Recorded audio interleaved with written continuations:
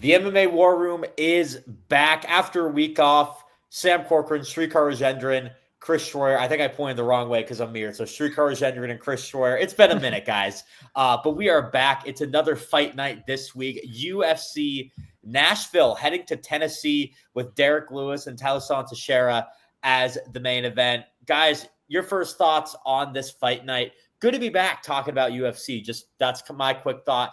Excited for this one. A great heavyweight bout at the top. Should be some good action all around. Yeah, I think it's a pretty decent card. Like, I think for a fight night, it's not horrible. Lewis and Teixeira is going to be a guaranteed knockout at the top.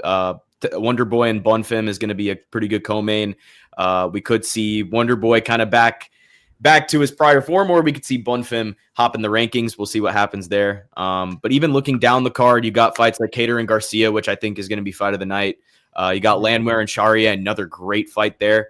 And even the prelims got some good fights. I think the one thing that really stuck out to me, though, was all the weight class changes that are going to be present on this card. You have Vitor Petrino moving up to heavyweight. You got Chris Curtis moving down to welterweight. And then you got Junior Tafa, or it's Junior Tafa moving down to light heavyweight. So a lot of physical changes, but this should be an exciting card.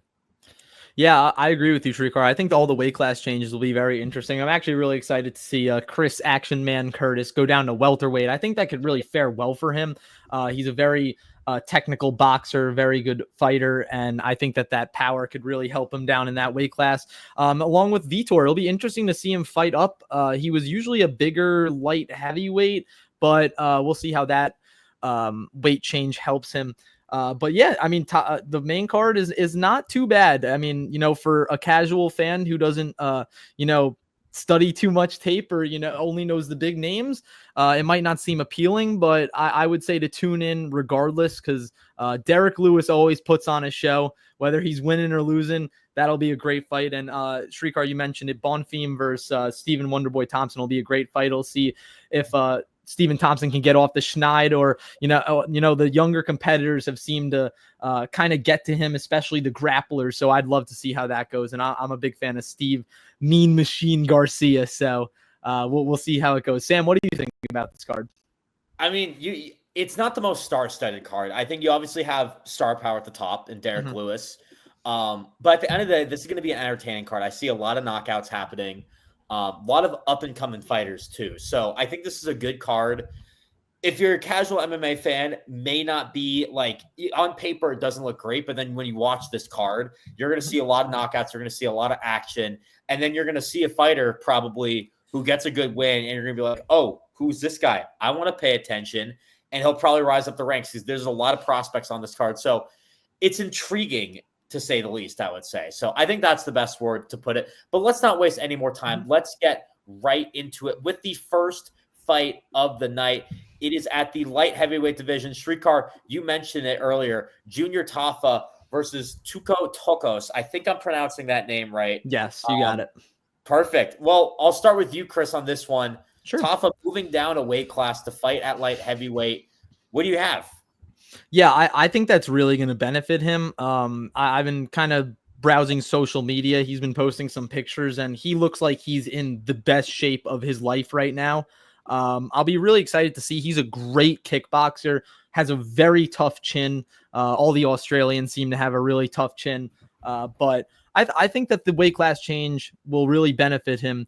And he's actually going to be the smaller fighter in this fight, not by very much, only by an inch disadvantage in height and reach. But he's a very good striker. He's not the best on the ground. And Tuco Tokkos, he's gotten 2 poor draws to start his UFC career. 0-2. He had to face top prospects Omar Sy. And we talked about Omar Sy after his loss to Alonzo Menefield on the Atlanta card.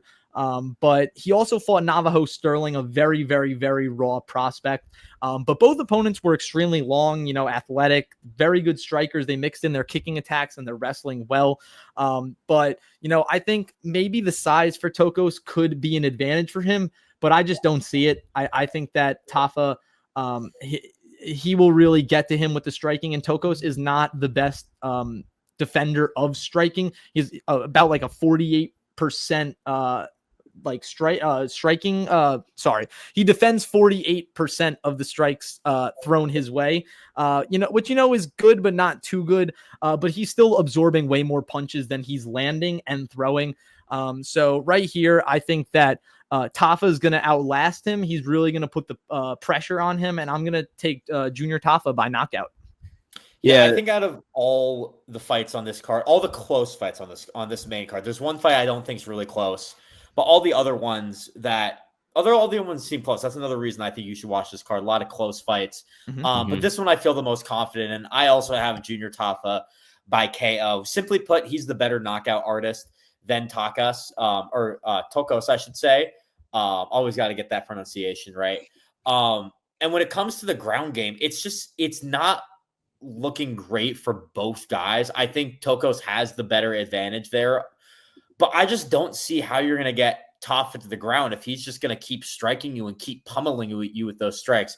Tafa has only won by knockout in his career, so obviously I think if it didn't go to knockout, it would be Tokkos, but I think Tafa is just he's the better knockout artist. I feel like this fight is going to be at the feet because these guys both perform best at the feet. And I think Tafa just has the upper edge in this. I think he wins this fight pretty easily, honestly. I think the odds are at, what are they at? -162. So pretty close, not too far off. Tafa, the favorite. I feel like that should be a little higher, though, in my opinion. I like this Tafa round 1 knockout. God, this fight, it sucks, man. Like, this is not a good fight. Like, it's such a low level fight. Like, we got to stop beating around the bush with this stuff, man. This fight sucks. And this should not be opening a main card. I don't even care if it's a fight night. This is a prelim fight. And honestly, I do agree with that. There are better prelims on here. I'm still shocked that both these guys are on the roster. Like Junior Tafa, and this is the only intriguing part of it, is Junior Tafa being at 205. Tuco Tokkos, not UFC level to me. Junior Tafa, man, you are barely clinging on a UFC level for me. Like and let's be real, I think a lot of that also maybe comes from his brother's name.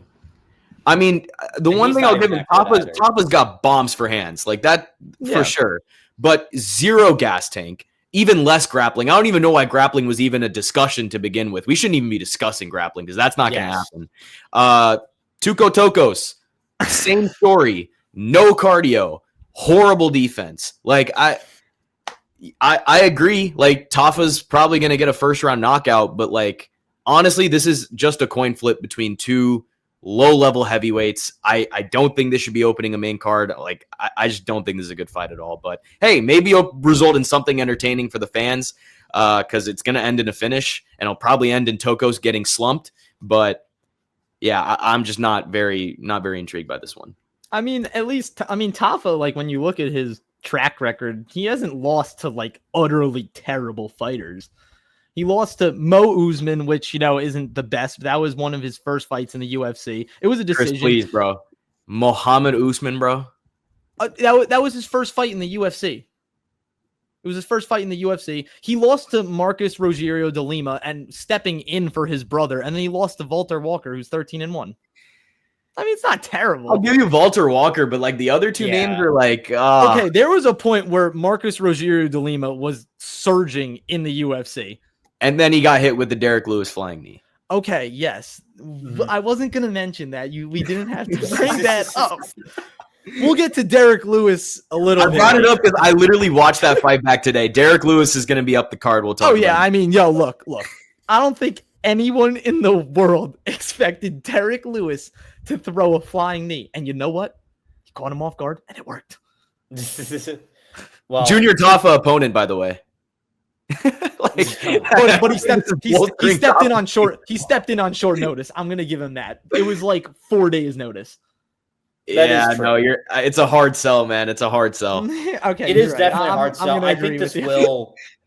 And like I said, I don't know if this will be the most entertaining out of all of them. I think once you get up the card, that's where the more entertainment happens. So let's move up the card a little bit to a fight that I guess I'll get this going. I don't really have this one as an entertaining fight.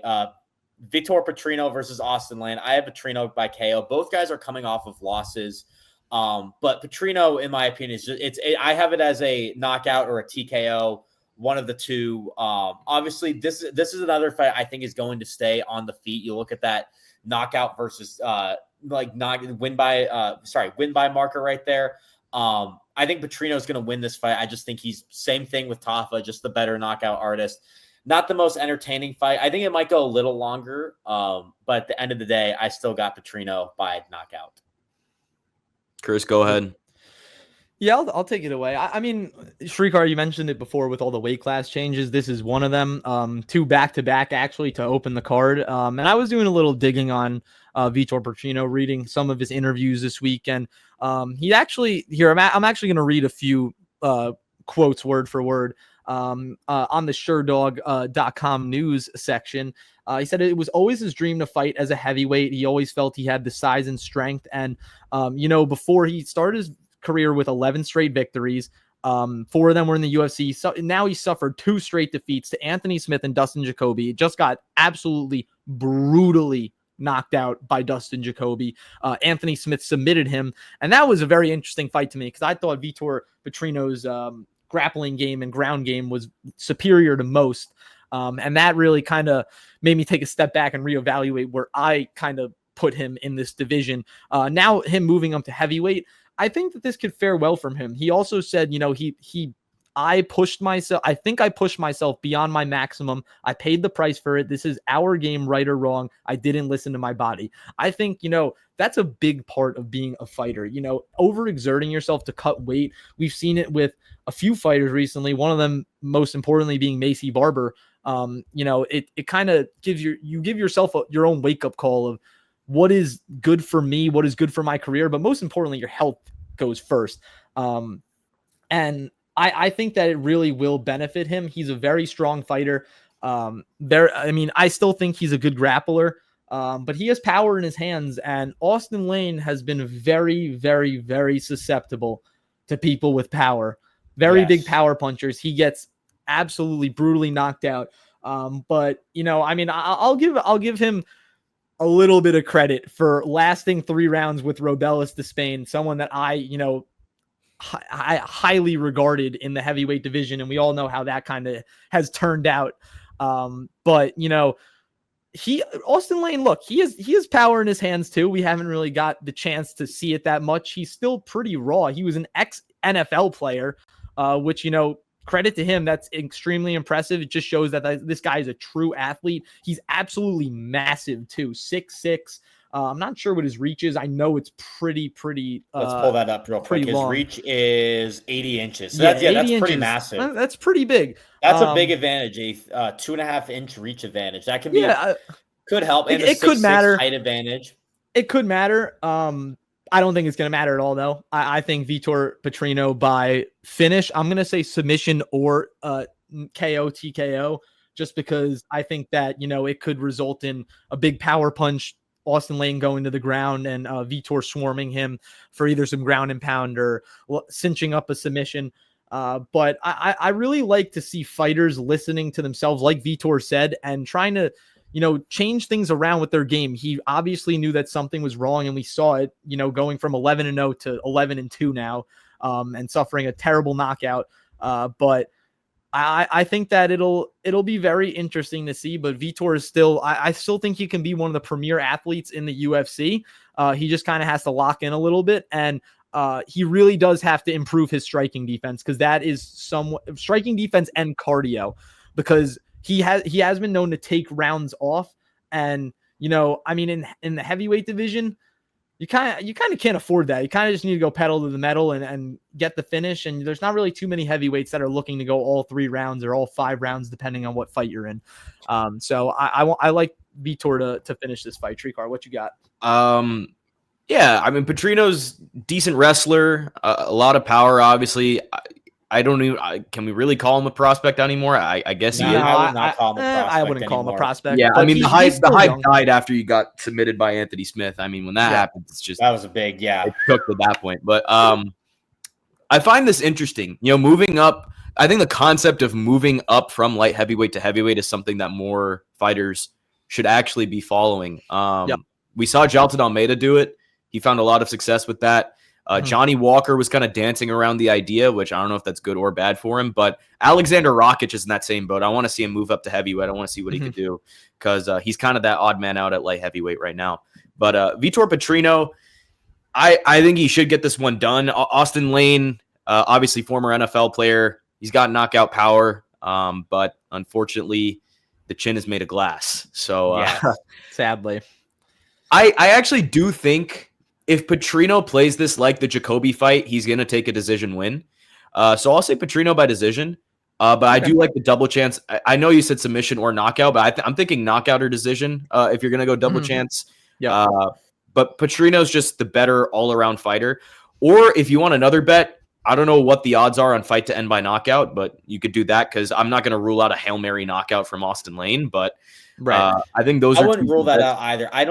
The odds on this fight are a little they're a little more skewed in my opinion. Minus 750 is obviously a heavy favorite, and I do think Petrino is going to get this done. Honestly, so many fights on this card, the lines are terrible because they're so wide. I completely agree. Right. I completely agree. I think the lines are on this. We'll talk about this more as we go up. Srikar and I are big believers in, huge discrepancies in betting lines. It doesn't hurt to throw a little bit of money on that big of an underdog because it's the UFC. Or even a small favorite, Junior Tafa minus 162. Well, no, I mean, well, yeah, definitely. But Vitor Petrino minus 700. And then even you go down to the prelims, the first fight of the night, shout out, just a little bit of talk on the prelims. Fatima Klein versus Melissa Martinez. She's minus 1,200. Look at this one, minus 1,000. Exactly. And granted, these fighters are they are 625 valued at that for a reason, but it's the UFC, it's MMA. You can get this done in one punch, and that's why I love this sport so much because every single person has a puncher's chance. And, it can't hurt. But to your guys' point of some of the finishing props on this fight, according to ESPN Bet, Vitor Petrino is a minus 300 to win by knockout. So what is it? What is it for just the fight to end by knockout? It's probably going to be even more inflated. Well, we can also go here. Fight to go the distance is. They don't have it. Fight to go the distance. No, is minus 1,100. I'd honestly bet it to go the distance then. I think it's a pretty good value play. I think that could be a value play. It could be a value play. I think this fight can end in either way, honestly. I know I said knockout. If I had to rank the three, I would say knockout 1, the distance 2, submission 3. I'm a big believer in double chance. So I love double chance. I love double chance fights. Me too. Okay, so the fight to end in knockout, according to DraftKings, is minus 400. So not that big a difference. They're really I wouldn't expect that, but they're really expecting Vitor to kind of go out there and flatline him. Which given the track record, it's probably going to happen the most. Wait, Chris, what's lane by knockout?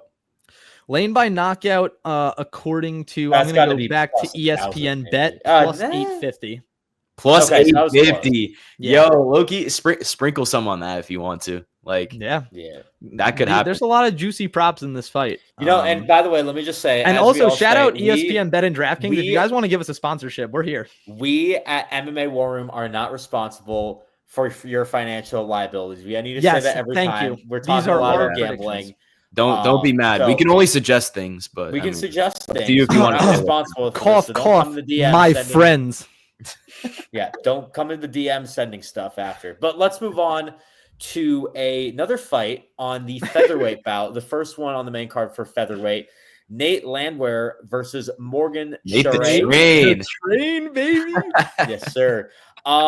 This one's a closer one, minus 270, plus 220 in favor of the Frenchman. Srikar, what you got for this one? Yeah, this one's a banger. All right, yep, we kind of got we got the sloppy ones out the way. This is a banger. Nate the Train. This guy brings chaos every single time. He's got a lot of pressure, a lot of power.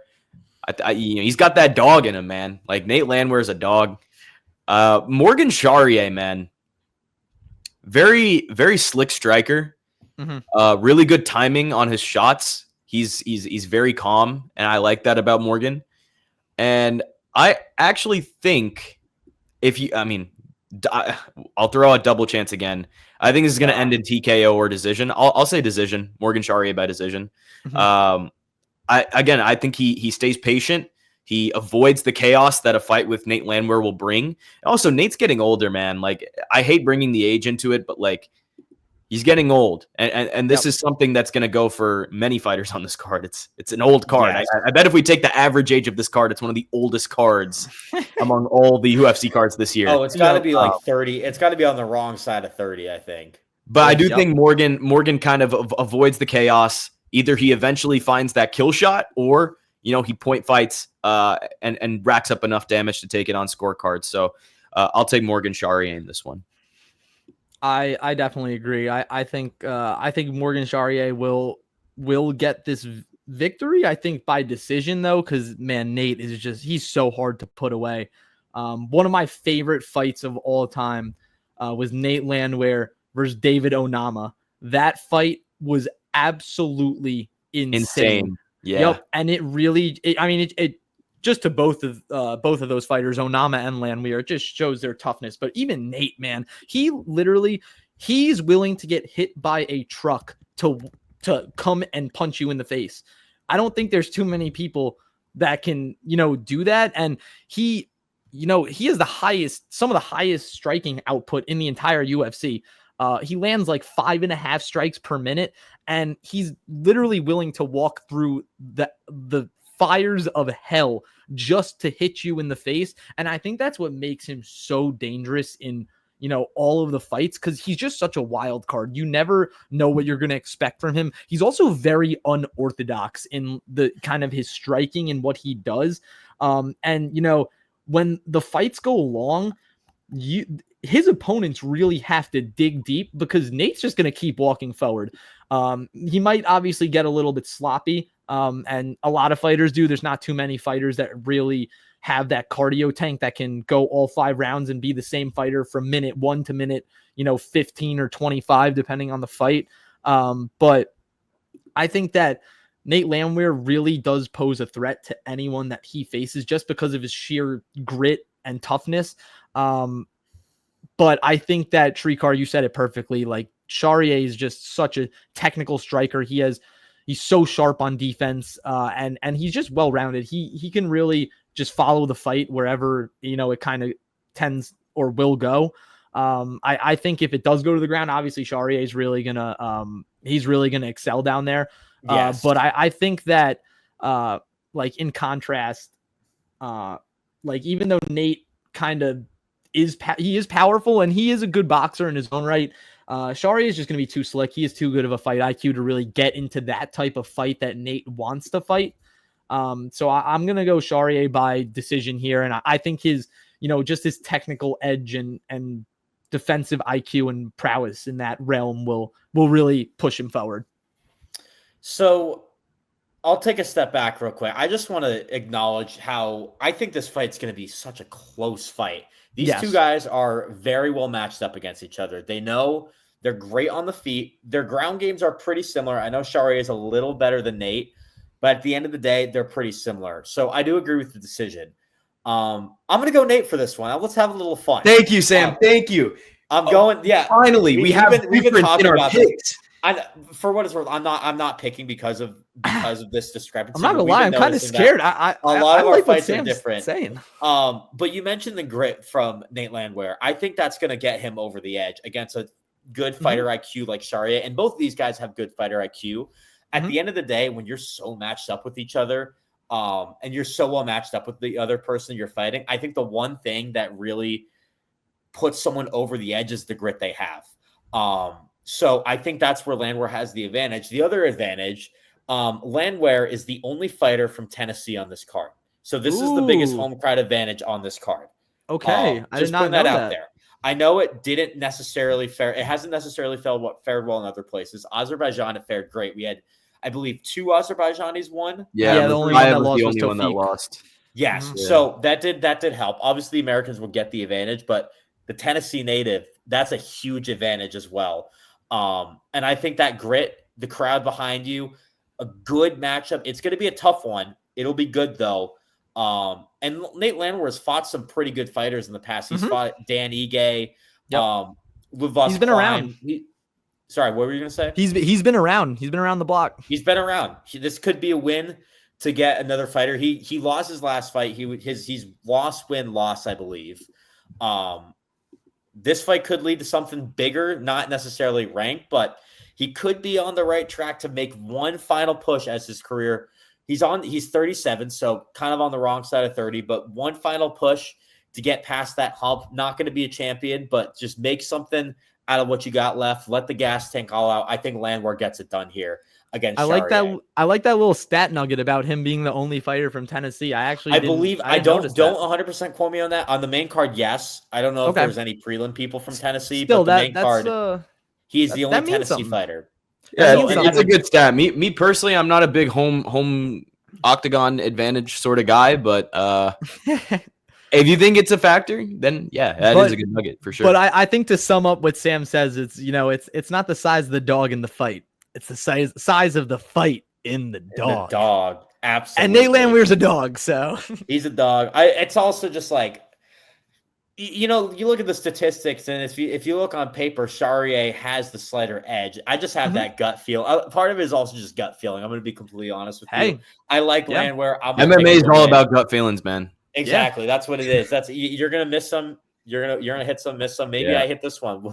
We shall see. Your last gut feeling was Dariush. So it was Dariush. Yep. And it worked. It worked. Another close Sam is fight. 1-0 on gut feelings. I'm 1-0 on gut feelings. Let's keep that trend going. But anyways, let's move to another featherweight bout. This one has a ranked fighter in it, Calvin Kattar and Steve Garcia. I can go first.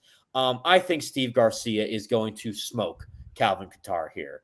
And I know this fight, it's a little closer. I think, okay, maybe smoke is a bit of an exaggeration.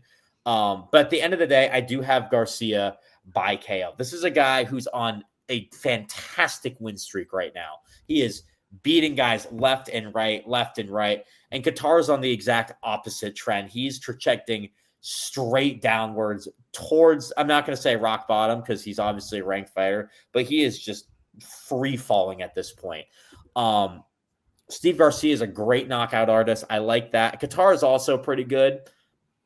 At the end of the day, though, I just think with that trajectory, Steve Garcia wins. You look at the significant strikes, little faster, and obviously Kattar's absorbing more, but I think that just that rate of more significant strikes on a fighter that's already going downhill, losing confidence a little bit. People won't admit that sometimes when you're losing fights or losing confidence, but I feel like that does always happen. And I think Steve Garcia is going to win this one. By the way, can we just acknowledge the farmer's tan right here from Steve Garcia? It's something I just noticed. You know what? I have the same thing, so I'm actually proud that someone's out there fighting. I am proud of that too. As I have a golfer's tan right now.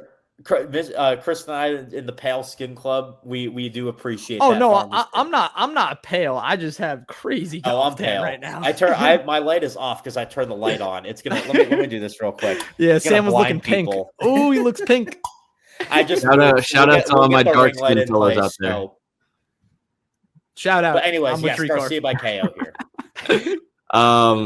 Yeah, this is a huge fight for Kattar. Yeah, definitely.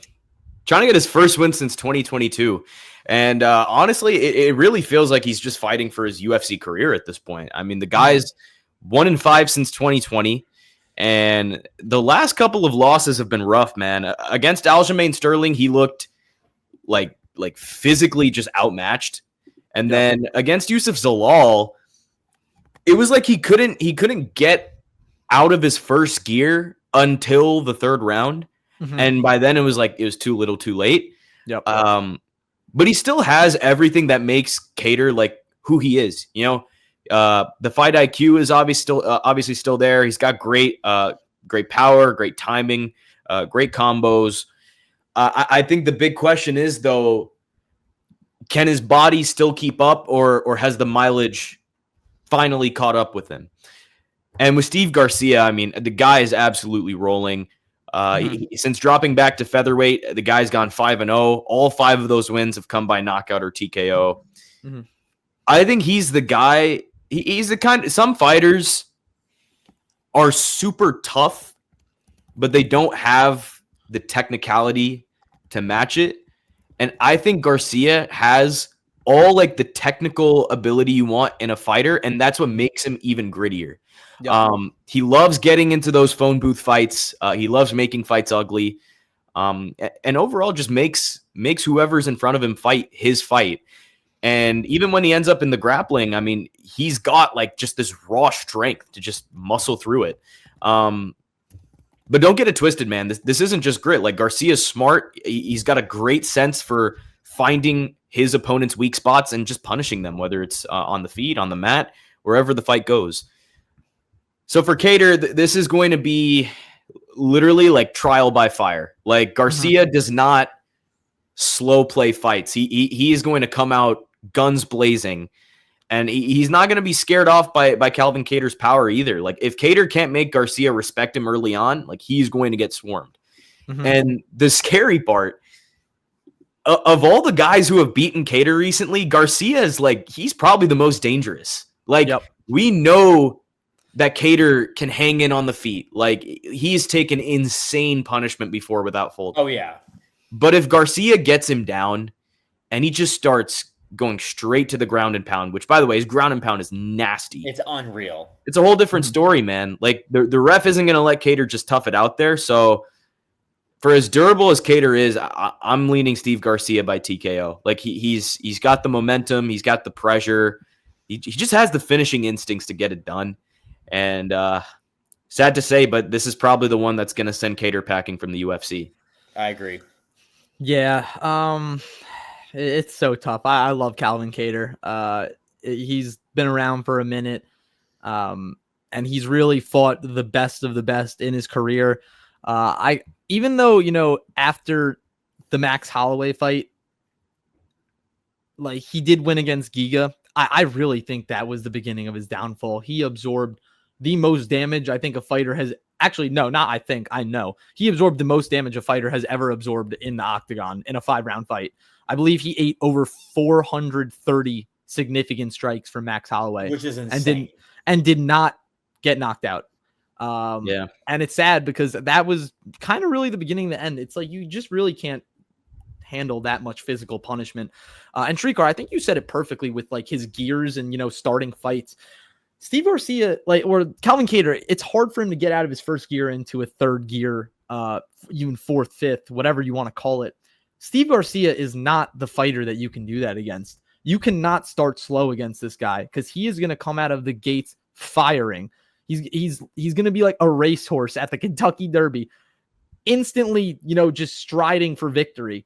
And in his past, obviously he's had 5 straight knockouts, and that's undeniable. Anyone can look at Tapology and see that and be like, wow, this guy's pretty good. But when you see how he's doing, he's had 2 straight performance bonuses. And I believe, Srikar, you said you think this is going to be fight of the night in our little intro. I do too. I think that this could be fight of the night. It should be fight of the night because I think Kattar is going to withstand some punishment before he really goes out, because that's just the guy he is. He's a really tough, gritty New England cartel guy. But that's his gym. Great way to put it. Yeah, exactly. I mean, like, hey, We've He's seen Austen Calvin. tough. Yeah, he is Boston tough, man. They build him different up there. But it's going to be really sad for me to see kind of Calvin Kattar go out like this. I really think, Sam, you said you think he's going to smoke him. I think Steve Garcia is going to smoke him. I think that's what I there's said. going to. Yeah, no, I know. Garcia. I think there's going to be a smoking gun at the end of this fight. And it's going to be Steve Mean Machine Garcia. It's going to be bad. I'm so overly impressed with the way that Steve Garcia has kind of been, surging up towards the rankings. And this is finally the fight that will get him in the top 15. Yes. Truly, if you beat number 14, you should be in that spot. 100%. He's on such a big win streak right now. Let me look this up real quick. Yeah, it's just the things that he's been doing. And, we've seen Calvin Kattar, like I said, in just absolute wars. And that Max Holloway fight, I'm just going to keep going back to it. That was the beginning of the end. Like, your chin has to be compromised after some of these fights. Oh, yeah. And like, not to mention the knee injury against Arnold Allen. Exactly. Yes. That was absolutely terrible. And that also takes a toll on a fighter that's, aging and kind of progressing towards the end of his career. And I believe, Sam, you mentioned it too. I'm kind of ping-ponging back and forth between both of your guys, sentiments on this fight. Like when you're losing multiple fights in a row and you were at the pinnacle. Losing confidence. Exactly. You're losing confidence. You were at the pinnacle in one point in your career. You're losing confidence on a 4-fight losing streak and going up against someone on a 5-fight winning streak who has all the confidence in the world. I just don't see it happening. Exactly. It's two fighters trending in different directions. Steve Garcia is trending that way. Calvin Kattar's going in the direct parallel opposite of him. Yes. And this is Garcia's time to really shine and put the entire featherweight division on the map. Not on the map. I'm sorry. Not on the map, but on notice. Not on the map. On notice. Excuse me. The featherweight division's been on the map. Yes. Putting them on the map would be. He would have to have like the craziest knockout of all time. No, he's putting him close. Yeah, he's putting himself on the map, and he is. If the featherweight division wasn't on notice after those 5 straight knockouts, they're going to be on notice after they this should fight. Be. Yes, so an we're going up-and-coming fighter who could Steve Garcia by KO. An up-and-coming fighter who could one day, dare I say, contend for the belt. We'll see. He's 33, so he needs to. He doesn't have too much time left, but this would be a huge win, getting into the rankings against Calvin Kattar. Let's move on to the co-main event. Another ranked fighter, kind of on a downslope right now, versus an up-and-coming fighter. Stephen Thompson, Wonder Boy versus Gabriel Bonfim. Srikar, you seem kind of excited for this fight before. You want to talk about it and tell us who you got?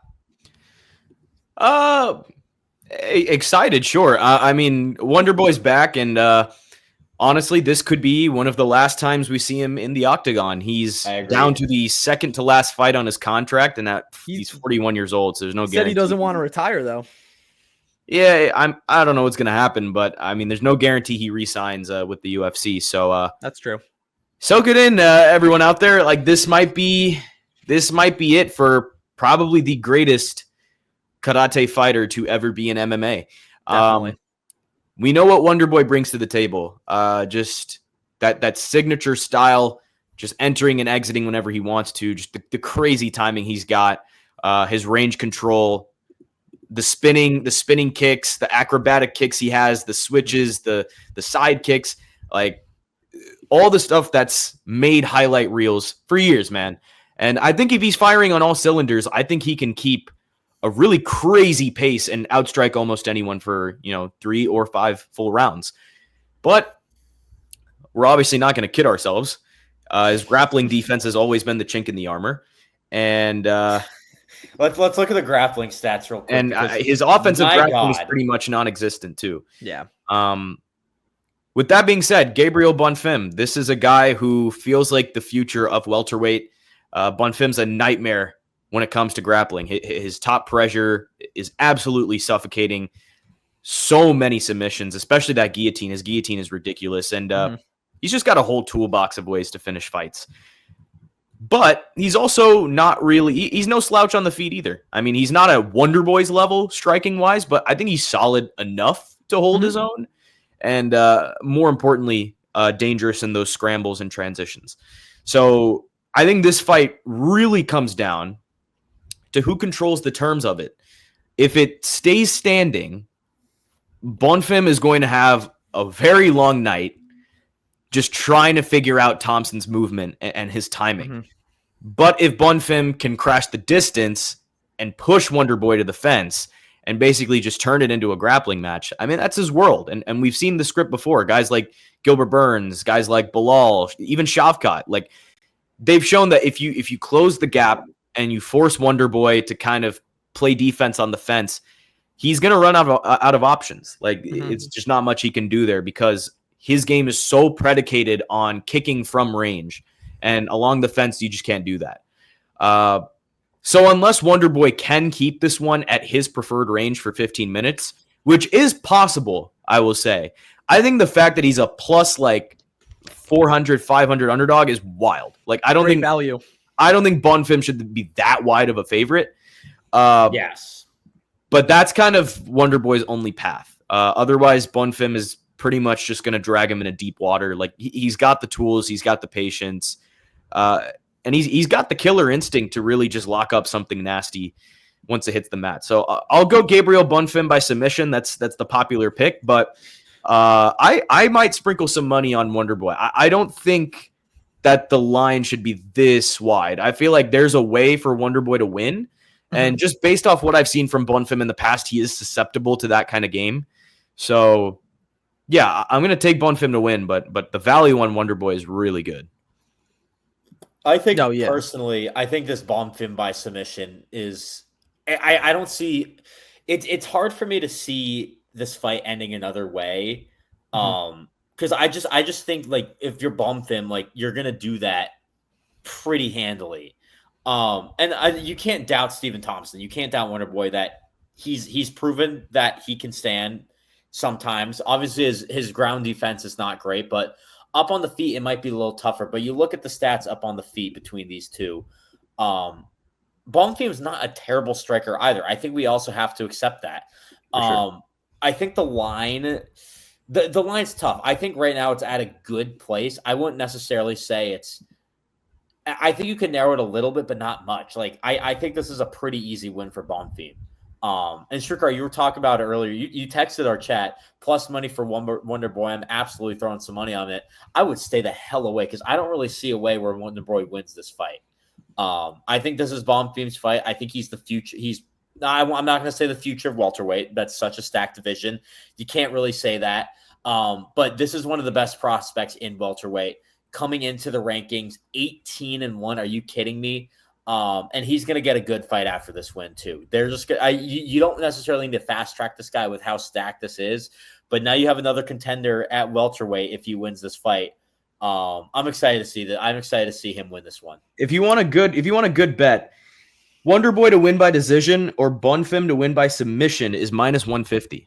Take that. Take like, anything. Take if Wonderboy is going to win, it's going to be by division. So if you literally, and I think the only way Bonfim wins this fight is by submission. I don't see him knocking out Wonderboy. I think he's going to get him on the ground and do work with him. We'll put it that way.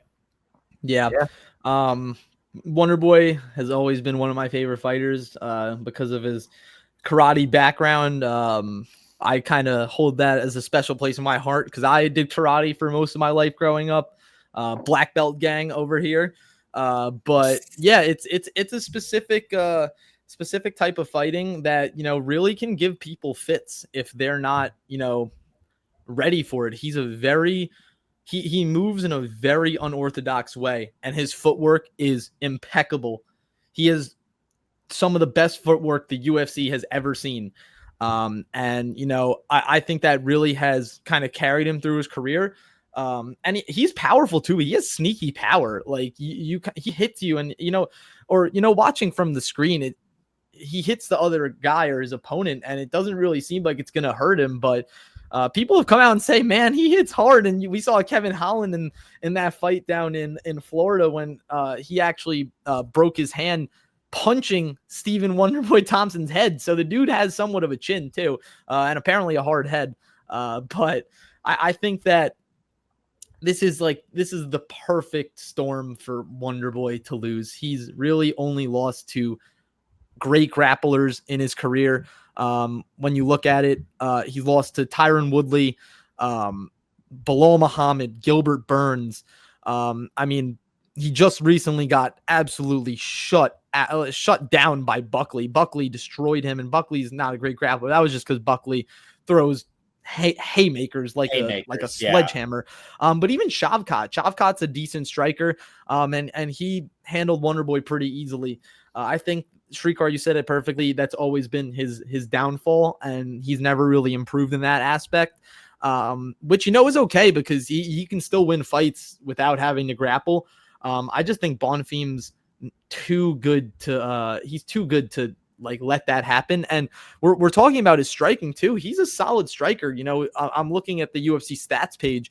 He lands 5.2 strikes per minute, which is pretty crazy. That's a lot. He absorbs just under 4. But I believe, Sam, can we go to the grappling stats right on the Yeah, let's screen see. just I so was we just can there. show It's everyone? ridiculously in Yeah, favor of he Bonfim. averages. I do Bonfim, think though that has a lot to do with Bonfim constantly being in firefights. Like the Dalby yes. fight was a firefight.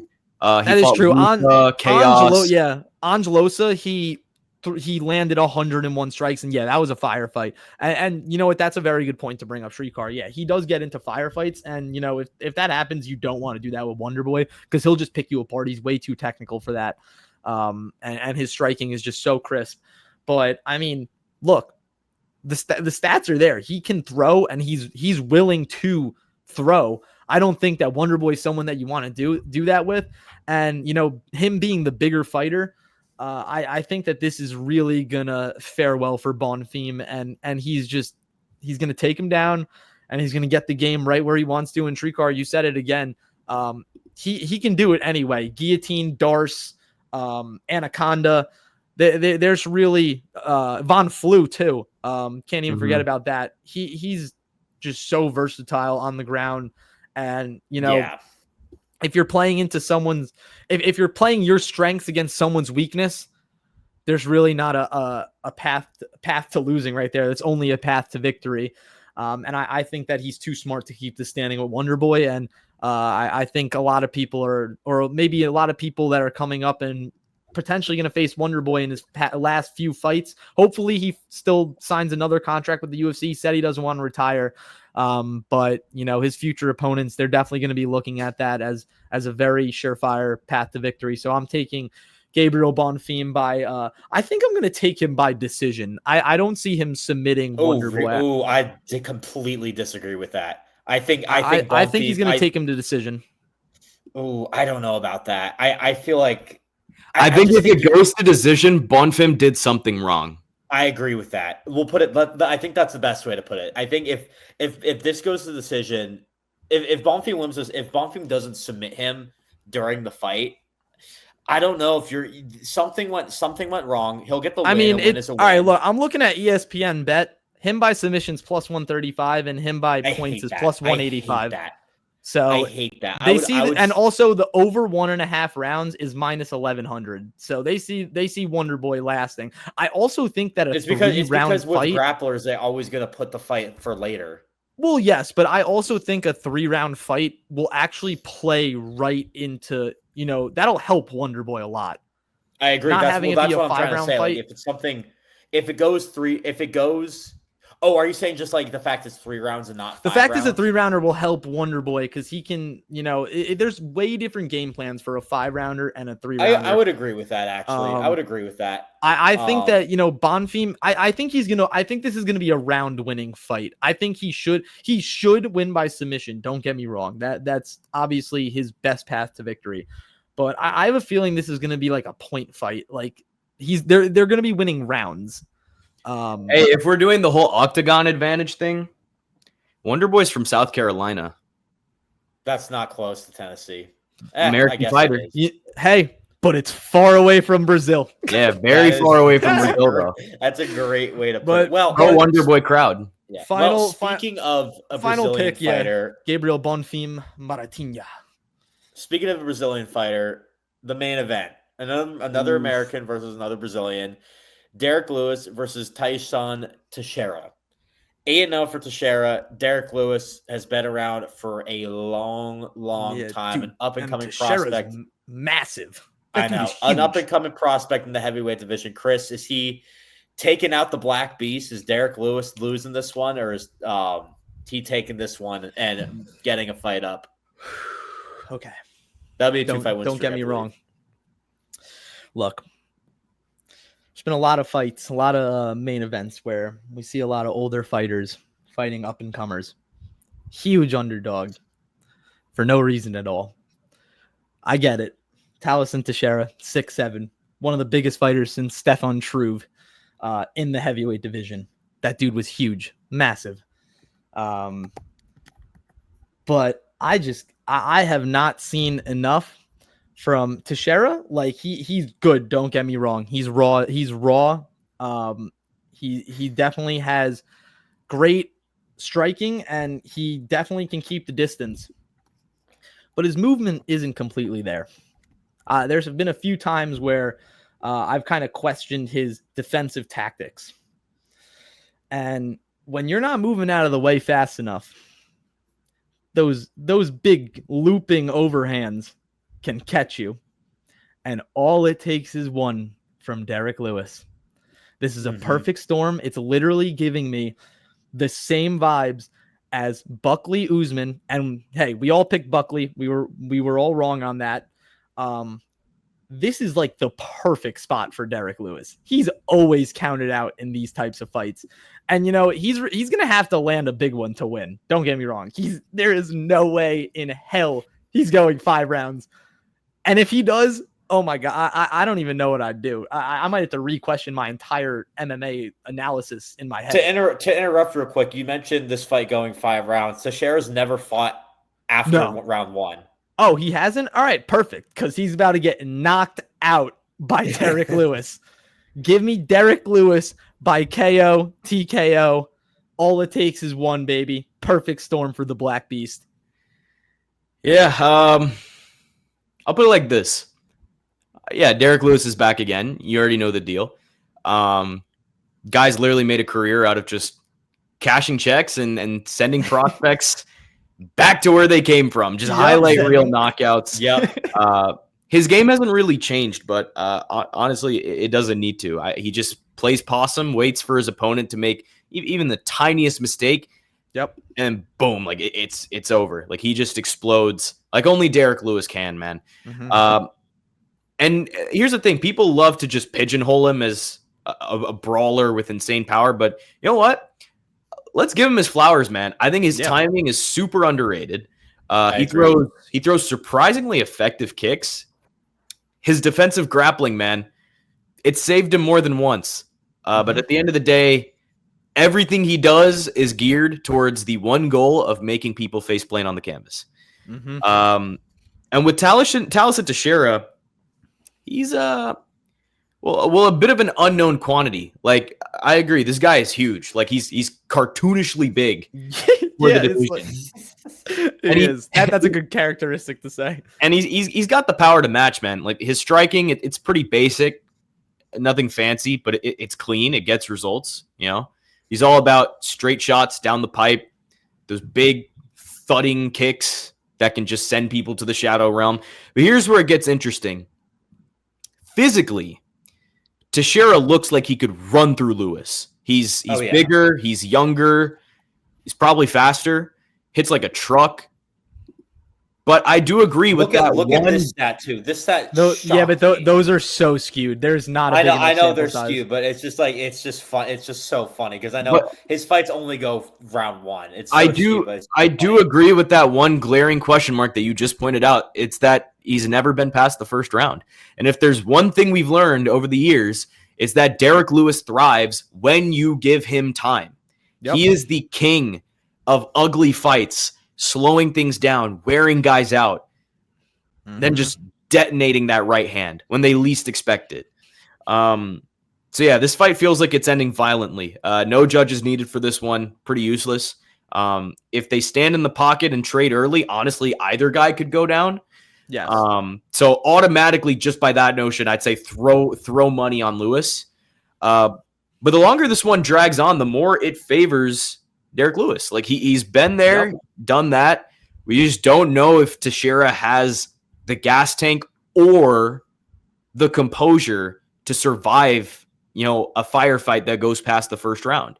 So I'm gonna roll with experience, and I'm also gonna go Derrick Lewis by knockout. Yes.